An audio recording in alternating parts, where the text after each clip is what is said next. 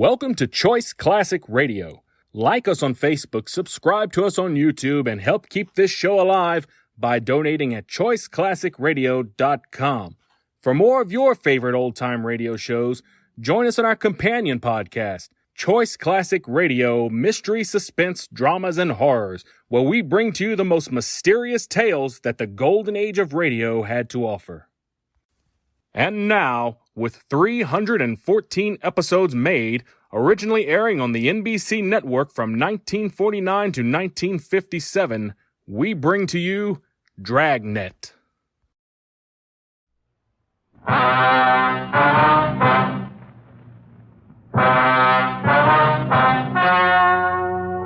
story you are about to hear is true. Only the names have been changed to protect the innocent.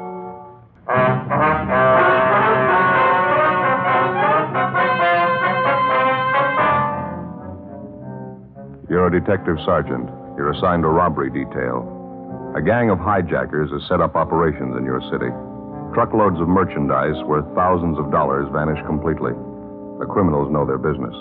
Their system appears foolproof. Your job, stop them.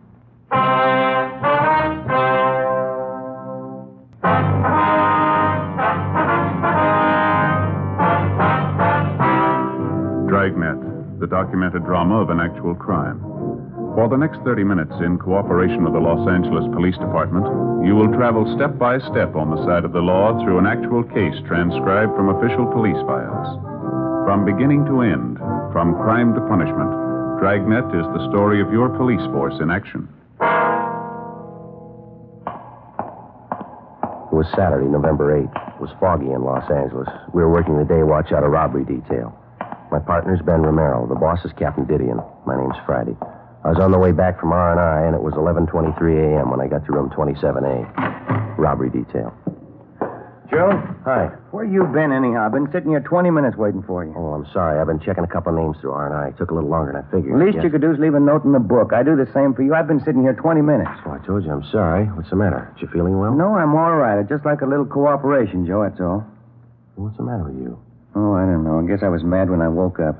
Got a crazy house. Well, what's the trouble? Did you have an argument with your wife? In-laws, they're visiting again. 6 of them. Oh, where are they sleeping? All over the place. 4 adults, 2 kids, and a gray fox terrier. He's not even housebroken. Yeah. How long are you going to stay? A couple of days? 2 weeks. I don't know how I can last it out, Joe. They're crawling all over the place. Kids screaming, dog tearing up the front room, no privacy. I don't know what I'm going to do. Well, why don't you just level with them? Ask them if they wouldn't mind staying at a motel for a couple of days. I suggested that to the wife this morning. What'd she think? That's when the argument started. Oh.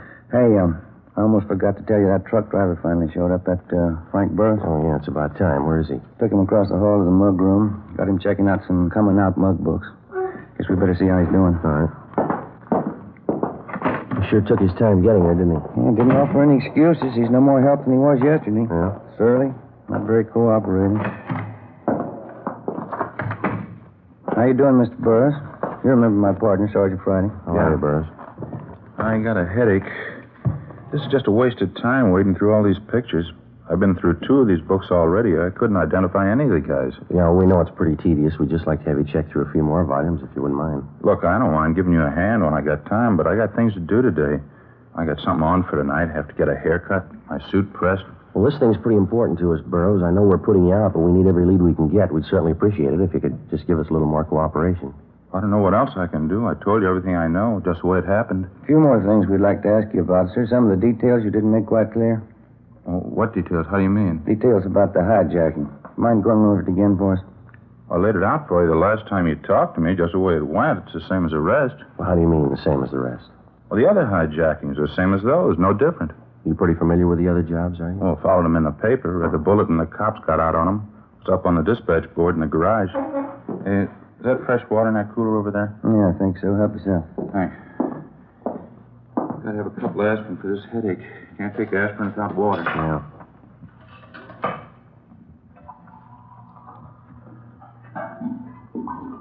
You've been driving a couple of years for Lavelle Trucking Line. Is that right, Burroughs? That's right, yeah. What if you'd mind running it through for us again, Burroughs? Maybe there's a few details about the thing that you forgot to mention, huh? Well, it won't be any different than last time. I pulled out from the loading dock about 6 o'clock yesterday morning, hauling a load of Scotch whiskey over to Phoenix. Mm-hmm. Pulled up for the red light at Alameda and Jackson. That's when the guy pulled open the door and got in next to me. Put a gun in my ribs, told me to look straight ahead. First thing he did was hand me that pair of goggles and tell me to put them on. Same kind the welders use. Front of the lens was covered with tape. I put them on. I couldn't see a thing. Guy took over the wheel and started driving. Well, did you have any idea what direction you were heading in? No, not with the goggles on. I tried to follow at first, but I got all mixed up. Couldn't tell where he was driving. Made quite a few turns. He drove about 25 minutes, I guess, before we pulled up. Mm-hmm. That's where the switching point was. 2 more guys met us there. I could only tell by the voices. They pulled me out of the truck and put me in a car. Well, can you tell us anything at all about that transfer point? I mean, were there any sounds, anything like that would give you an idea that maybe where you were? Well, I figure it must have been someplace out in the valley, pretty far out. No traffic sounds at all, just crickets, things like that. Mm-hmm. He got me in that car, drove around about an hour, I figure.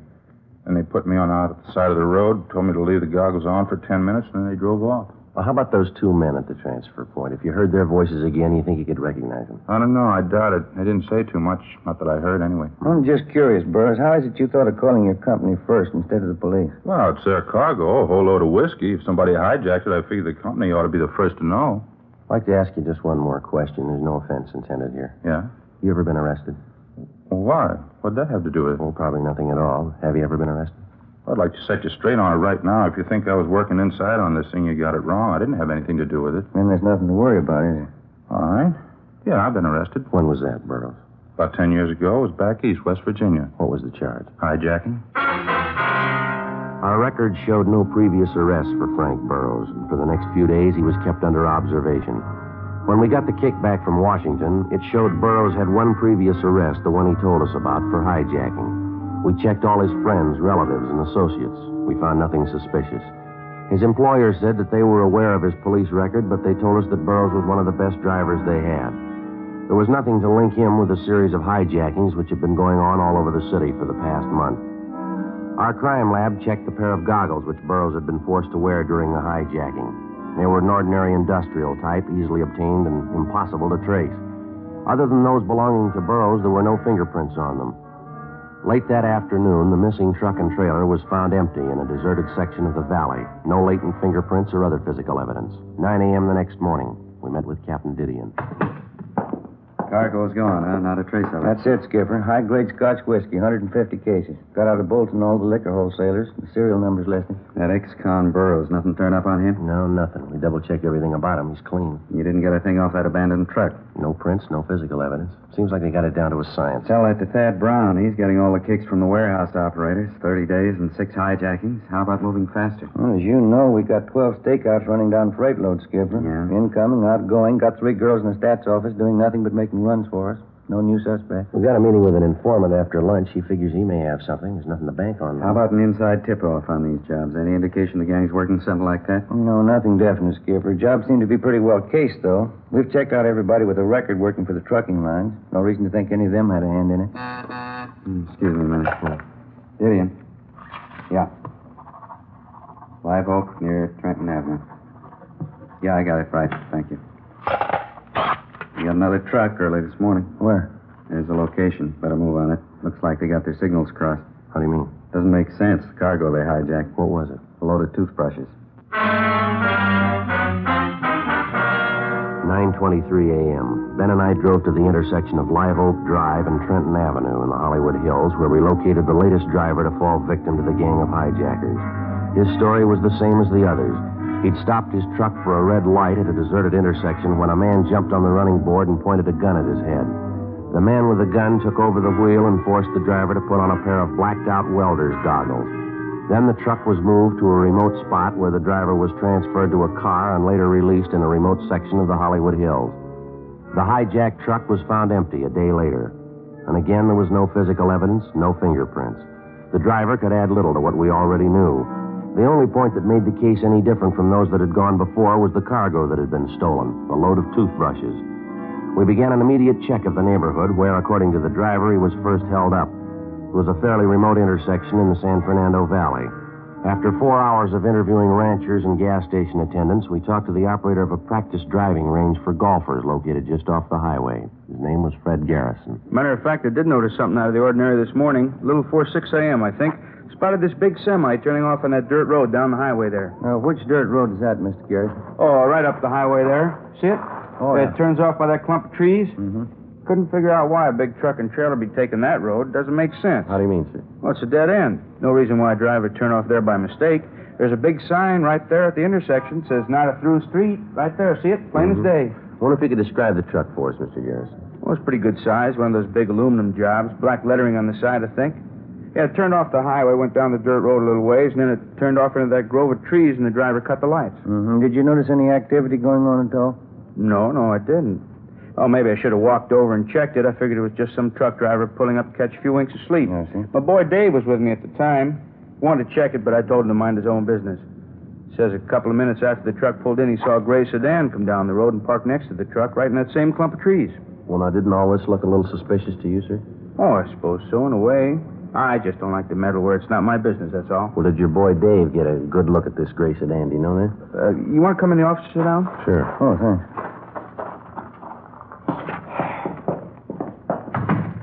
Hey, sit right there if you like. Fine, thank you. Let's see, now, where were we? About your boy Dave? Oh, yeah. You said that he saw a gray sedan pull in next to the truck over in that clump of trees. Did he mention anything else that he noticed about the car? I mean, other than the fact that it was a gray sedan. Well, yeah, I think he did say something else about it. Now, let's see. Wasn't listening too close at the time. Dave's doing some errands downtown for me right now. He'll be phoning in pretty soon, though. I can ask him about it then. He paid a lot more attention to the thing than I did. Well, how long were the truck and trailer and that sedan parked in the grove of trees? Do you remember that? Yeah, well, not too long. Maybe 15, 20 minutes. Mm-hmm. The car pulled out first and took off down the highway away from town. That way, see? Mm-hmm. And the truck and trailer left a few minutes after. What do you figure they were up to? We've got an idea. What time was that again, sir, when you saw the truck turn off the highway onto the dirt road? About 6 a.m. Maybe a few minutes one way or the other. I wonder if you'd show us the exact spot where you saw that truck park, would you? Oh, sure. Here. You want to come over here with me to the window? All right. Now, you see the clump of trees there? Yeah. Eucalyptus. Mm-hmm. They border right on the road? Yeah. Maybe that's him now. All right. Garrison Fairways. Oh, yeah, Dave. How'd you make out? Mm-hmm. Oh, fine. No. Listen, a couple policemen here now. They're asking about that truck and that gray sedan you saw up on the road this morning. Want to know what you noticed about the sedan besides the color. How's that? Oh, you did, uh-huh. Yeah? Well, you better head back here. They probably want to talk to you about it. All right, Davy. Bye. What do you have to say? Oh, he'll be back in about 20 minutes. I figured you want to talk to him. Well, how about the sedan, sir? Did you get a pretty good look at it, did he say? Yeah, I guess so. He got part of the license number.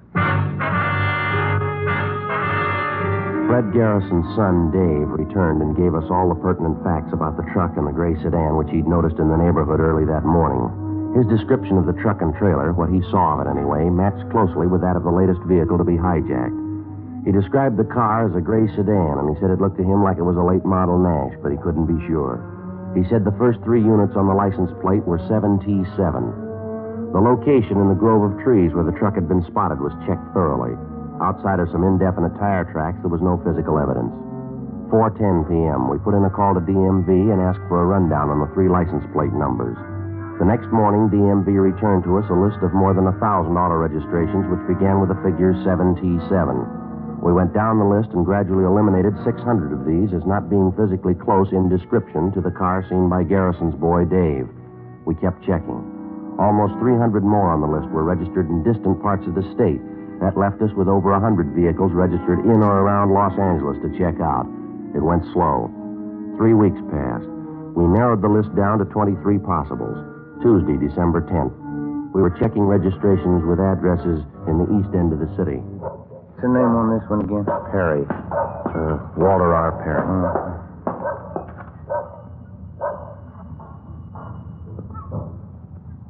Garage is straight back to drive. There's a car parked in it. Yeah. Let's try the bell again, huh?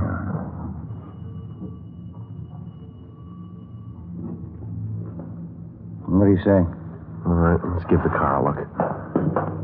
People sure do get careless. Nobody home, garage wide open, car sitting there. Qualifies so far.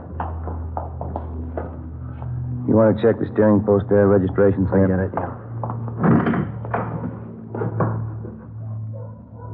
Check out all right? Just a minute. What do you got there? Here. Found these under the seat. Oh, maybe we're home. Yeah, it's a pair of goggles. Take a look. Yeah. Both lenses covered with tape.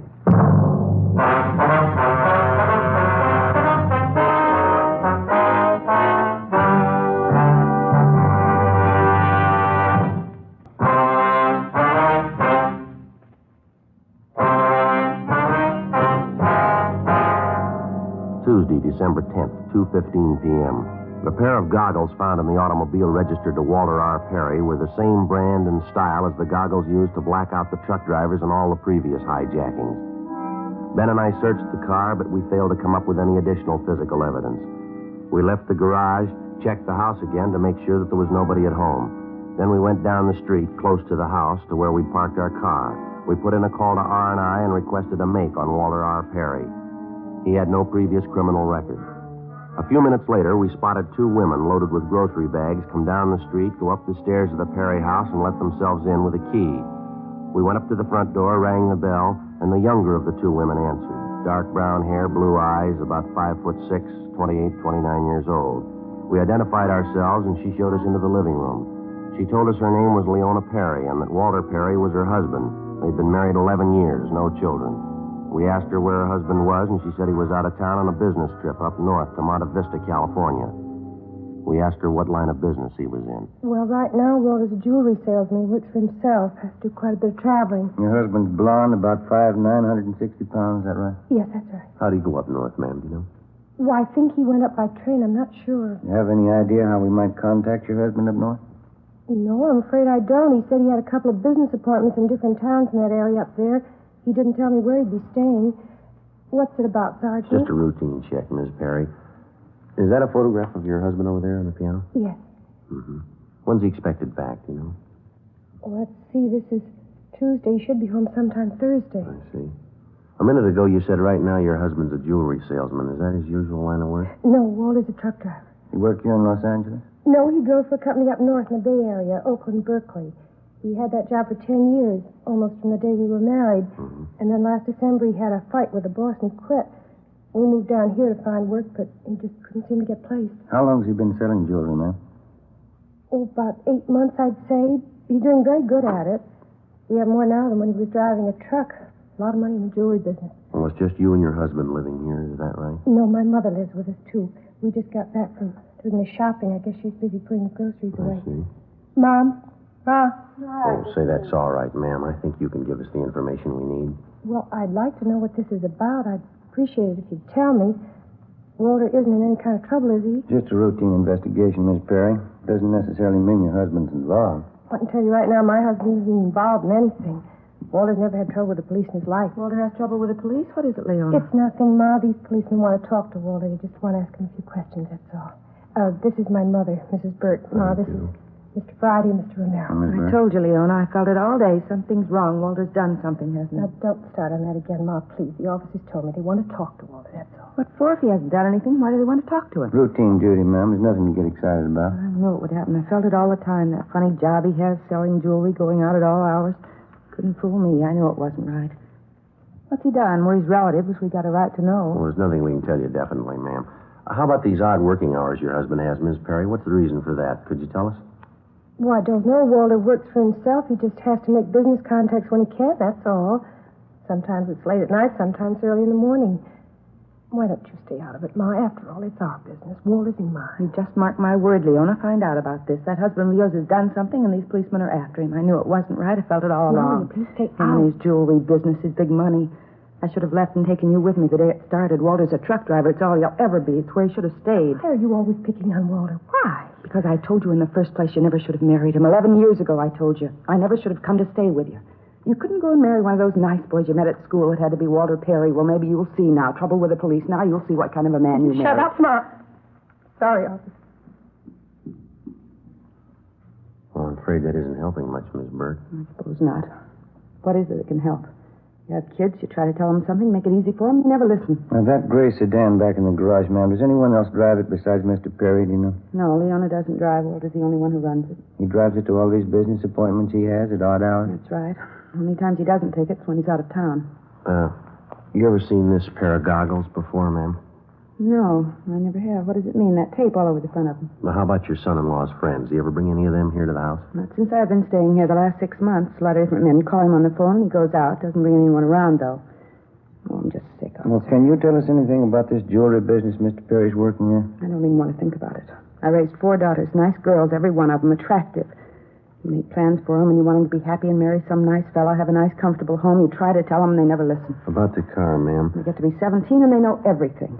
My girls could have married wealthy if they were smart. A lot of other girls have done it.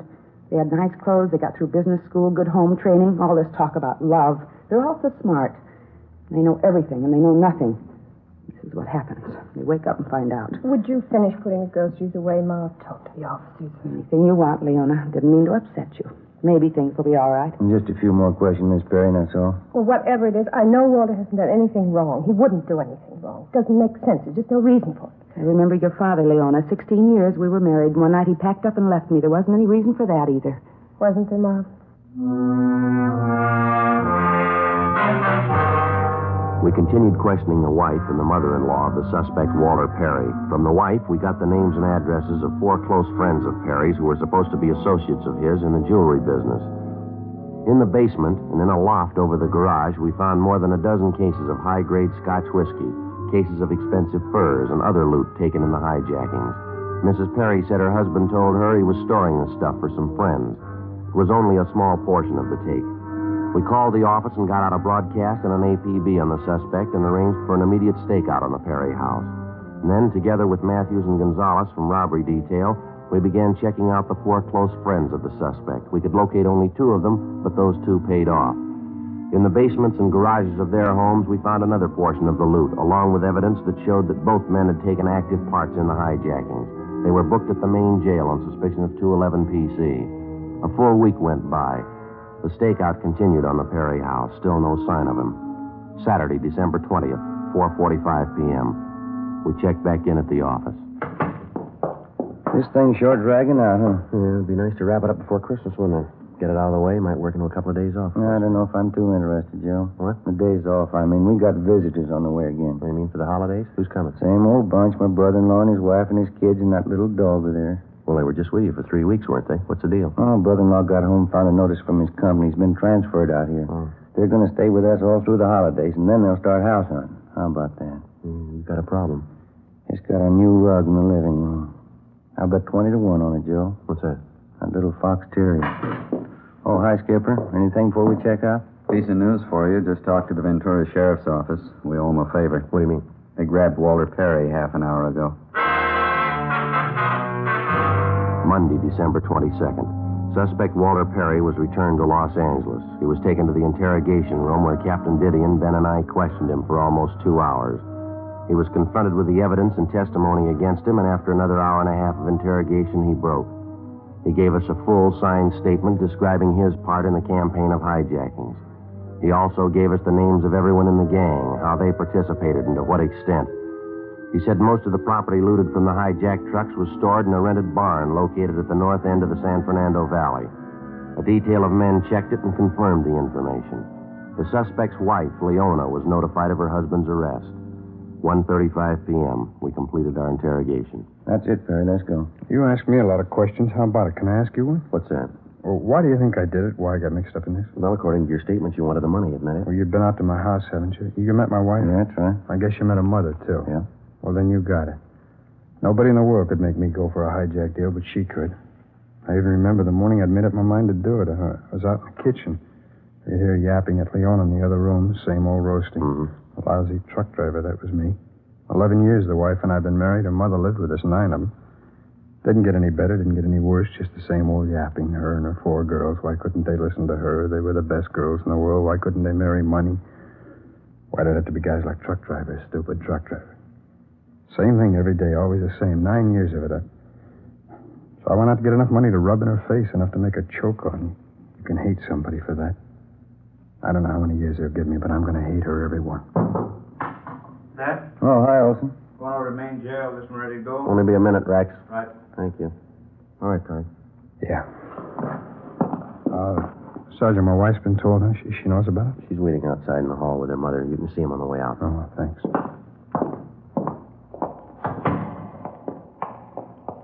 Walter. Hi, honey. I'm sorry.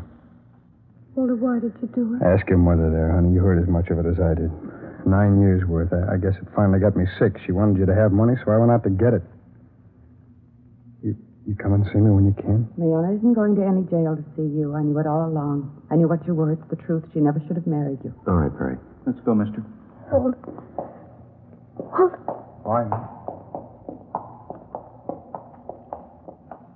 How you figure?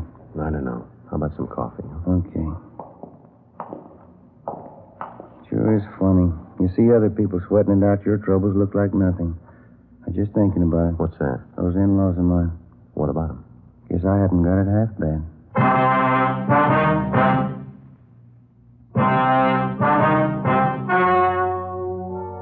The story you have just heard was true. Only the names were changed to protect the innocent. On March 5th, trial was held in Superior Court, Department 87, City and County of Los Angeles, State of California. In a moment, the results of that trial.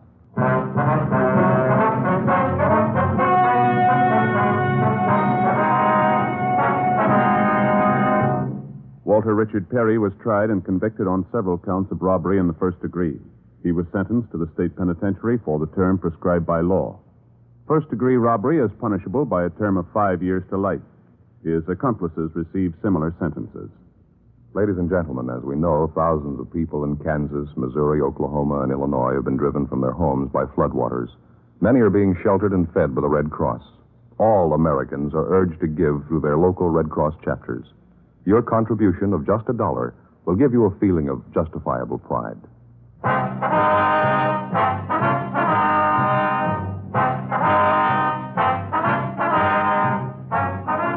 You have just heard Dragnet, a series of authentic cases from official files. Technical advice comes from the Office of Chief of Police W.H. Parker, Los Angeles Police Department. Fatima, best of all, king-size cigarettes, has brought you Dragnet, transcribed from Los Angeles.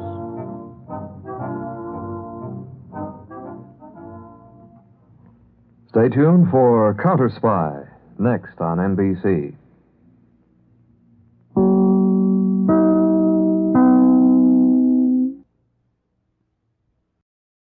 That concludes today's episode. We'd like to thank you and remind you to donate at choiceclassicradio.com. Remember, your donations make episodes like this possible.